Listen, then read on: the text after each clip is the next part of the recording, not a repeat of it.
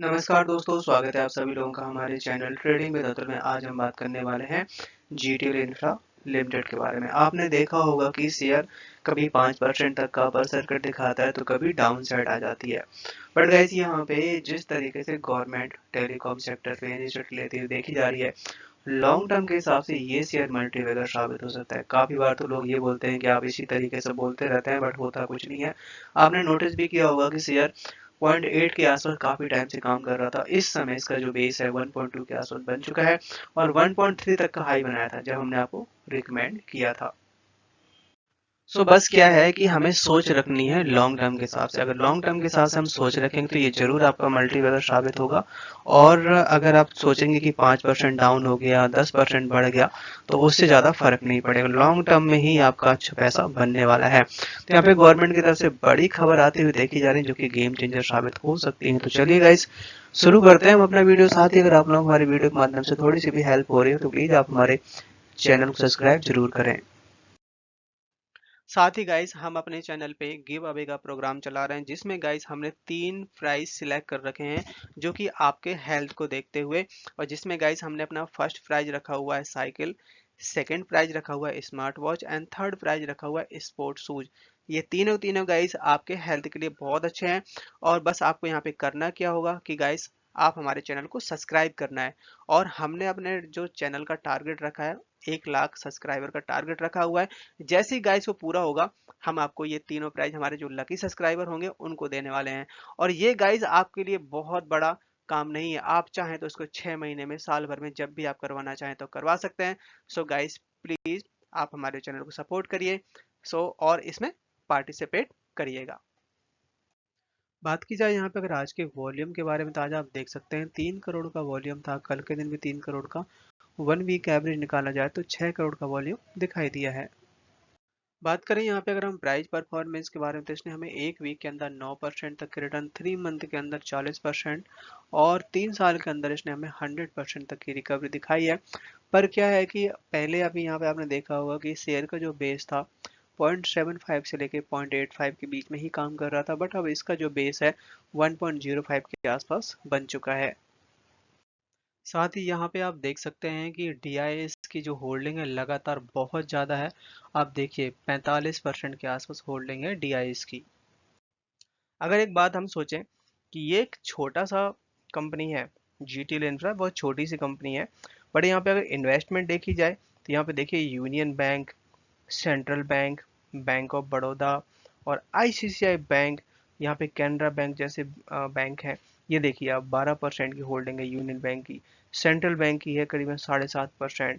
ICICI bank की है 4%। तो आप देख सकते हैं कि एलआईसी जैसी भी बड़ी बड़ी कंपनियां यहाँ पे 3.5% तक का स्टेक रखती हैं, जो कि गाइज अपने आप में बहुत बड़ी इन्वेस्टमेंट है, जो कि चौंकाने वाली है। तो करीबन ये टोटल बैठता है 42% तक का स्टेक इन बड़ी बड़ी कंपनियों के पास में है। इंडिया में बहुत सारी ऐसी जगह हैं जहाँ पे अभी भी ना तो कोई मोबाइल का नेटवर्क है, ना ही कोई टावर है। बिल्कुल से वहाँ पे 2G 3G 4G कुछ भी नहीं चलता। तो इसी तरीके से गवर्नमेंट ने अब धीरे धीरे करके ऐसी जगह को फाइंड आउट करना शुरू कर दिया है और वहाँ पे ये नेटवर्क अवेलेबल करवाए जाएंगे। तो यहाँ पे एक बड़ा अपडेट आता हुआ देखा जा रहा है। जम्मू एंड कश्मीर के एक गांव है, बुद्धिस्ट विलेज है, जो कि करगिल के बिल्कुल पास पड़ता है। ऐसी जगह पे गाइस अभी भी वहाँ पे कोई भी नेटवर्क नहीं है। इसी तरीके से इन्होंने बहुत सारी ऐसी जगह फाइंड आउट करनी शुरू कर दी। आप देख सकते हैं उड़ीसा में करीबन 6000 विलेज ऐसे हैं जहाँ पे कोई भी नेटवर्क कुछ भी नहीं है। तो वहाँ पे अब बहुत बड़े फंड की बात कही गई, क्योंकि फंड तो लगेगा। उसके लिए गवर्नमेंट ने बड़े फंड की अनाउंसमेंट करी है, जिसमें जितने भी प्राइवेट कंपनियां हैं, चाहे वोडाफोन आइडिया हो, चाहे भारती एयरटेल हो, चाहे रिलायंस जियो, सबको यहाँ पे मेजोरिटी ऑफ यहाँ पे ऑर्डर मिल सकते हैं। और इसको ख़त्म करने की बात कही गई है 2024 मार्च तक। हम सभी जानते हैं कि इंडिया और चाइना के बीच में आपस में दिक्कत चलती रहती है। चाइना हमेशा परेशान करता रहता है। अब यहाँ पे इंडिया ने एक बहुत बड़ी प्लानिंग करी हुई है, करीबन 125 बिलियन का यहाँ पे फंड की बात कही गई, खासकर इंफ्रास्ट्रक्चर सेक्टर स्टॉक्स के लिए, जिसमें बहुत सारी कंपनियों ने अभी तक बहुत अच्छी रैली दिखाई है। अब यहाँ पे बारी आती है इंफ्रास्ट्रक्चर स्टॉक्स की। क्राइसिल की तरफ से एक बड़ी खुशखबरी आती हुई देखी जा रही है, खासकर इंफ्रास्ट्रक्चर प्रोजेक्ट के ऊपर। जिस तरीके से गवर्नमेंट और बहुत तेजी से काम कर रही है, आपने नोटिस किया होगा कि जितने भी रोड और इंफ्रास्ट्रक्चर बन रहे हैं इस समय, काफ़ी ज़्यादा स्पीडली काम हो रहा है और बहुत अच्छे तरीके से प्लान किया जा रहा है। तो गवर्नमेंट ने तो अपना वैसे ही यहाँ पर टारगेट बना रखा है कि 2030 तक ये यूएस के जो रोड हैं और यूएस का जो इंफ्रास्ट्रक्चर है उससे अपना कंपेयर कर पाएंगे। तो उसी सबको देखते हुए क्राइसिल की तरफ से बड़ी खबर आती हुई देखी जा रही है। साल दर साल जो भी बजट आ रहा है उस बजट में खासकर इंफ्रास्ट्रक्चर के लिए बहुत सारा अमाउंट सेपरेट रख दिया जाता है, जिससे इंफ्रास्ट्रक्चर के ऊपर बहुत सारा यहाँ पे काम किया जा सके। तो रिसेंटली गाइज यहाँ पे इंडिया को इंफ्रास्ट्रक्चर की हब बनाने की बात कही जा रही है। इन सब को एनालिसिस करते हुए last 10 year India has clearly serious become 5 trillion economy, मतलब 10 साल के अंदर जो लास्ट 10 ईयर निकले हैं और अभी जो आने वाला टाइम है 5 ट्रिलियन की एक इकोनॉमी बनने वाली है। और गाइस मेरा मानना ये है कि यहाँ पे एक बड़ी रिसर्च निकल के आई है खासकर इंफ्रास्ट्रक्चर प्रोजेक्ट के लिए, जिसमें बताया जा रहा है कि 4 से 6 साल में ये बहुत अच्छी रिकवरी दिखा सकते हैं। सो यहाँ पे अतुल आटो के जो डायरेक्टर हैं उनकी तरफ से एक बड़ी रिसर्च बताई गई, वो भी moneycontrol.com पे। और इनका मानना ये है कि जो 2003 से लेकर 2007 के बीच का टाइम था उस समय बहुत ज़्यादा तेज़ी देखने को मिली थी इंफ्रास्ट्रक्चर के ऊपर। तो यहाँ पे उसी तरह की यहाँ पे तेज़ी इस समय दिखाई दे रही है और आने वाला टाइम भी अच्छा रह सकता है, क्योंकि यहाँ पे गवर्नमेंट काफ़ी ज़्यादा एक्सपेंड करता हुआ देखी जा रही है, काफ़ी ज़्यादा पैसा लगाती हुई देखी जा रही है इंफ्रास्ट्रक्चर के ऊपर। और खासकर आप देख सकते हैं कि like thermal energy, road, railway, construction and real estate, इन सब में काफी अच्छा बूम दिखाई दे रहा है और बहुत जल्द यहाँ पे और भी अच्छी तेजी बन सकती है। ये तो रही, आप देख सकते हैं कि जहाँ पे तो कनेक्टिविटी भी नहीं है, 2G 3G भी नहीं है, बट अब यहाँ पे गवर्नमेंट ने 5G के लिए भी PLI स्कीम के तहत बहुत बड़ा फंड जारी करने की बात कही हुई है।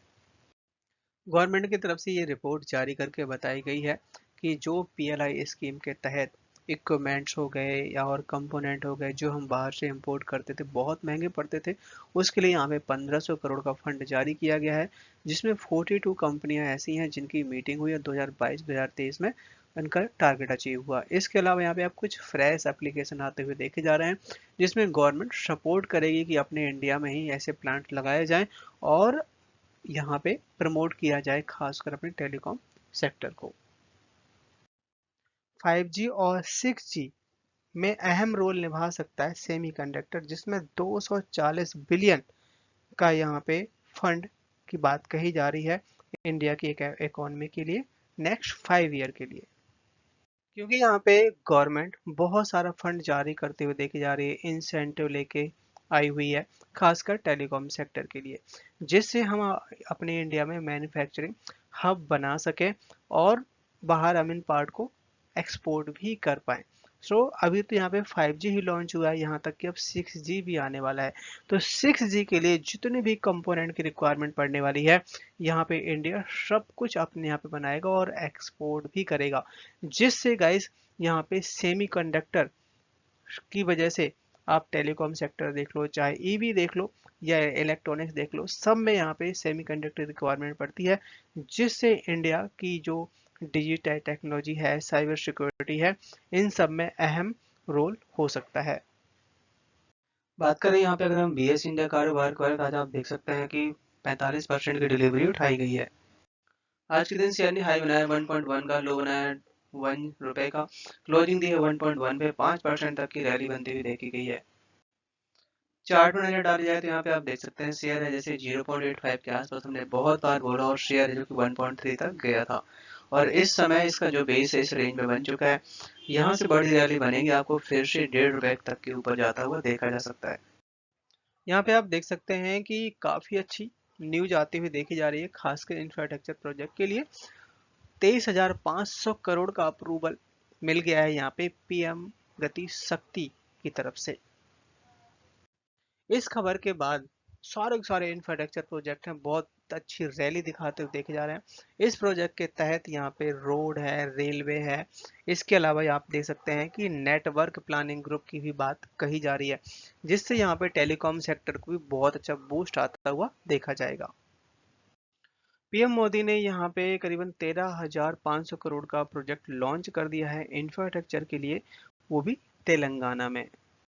ये जो प्रोजेक्ट रहेगा इसकी बात हो रही है यहाँ पे स्टोन 4 की road project including the 108 kilometre long 4 lane access control greenfield highway. So यहाँ पे 108 किलोमीटर लंबा हाईवे बनाने की बात कही जा रही है। अभी यहाँ पे कुछ समय पहले G20 आया था और G20 में यहाँ पे यूएस, इंडिया, यूएई और सऊदी अरब के साथ में यहाँ पे एक रेलवे कॉरिडोर बनाने की बात कही गई थी, जिसमें बहुत सारी कंपनियों को फायदा दिखाई देगा। अगर हम बात करें, ये जरूर बात है कि रेलवे को सबसे ज़्यादा फायदा होगा, बट यहाँ पे टेलीकॉम बनाने वाली कंपनियों को भी, जो कि गाइस यहाँ पे नेटवर्क सप्लाई करेंगे, टावर बनाने वाली कंपनियों को भी काफ़ी ज़्यादा यहाँ पे प्रोजेक्ट मिलने की उम्मीद है। अभी यहाँ पे जो कंपनी की अर्निंग आई हुई थी, इसमें कंपनी को करीबन 377 करोड़ की यहाँ पे नेट सेल हुई है। ईयर ऑफ ईयर देखें तो 4% तक का उछाल देखने को मिला है, बट यहाँ पे इसके लॉसेस ज़्यादा बढ़ गए हैं क्योंकि कंपनी को कुछ एक्स्ट्रा पेमेंट करनी पड़ गई, जिससे लॉस बहुत बढ़ा है।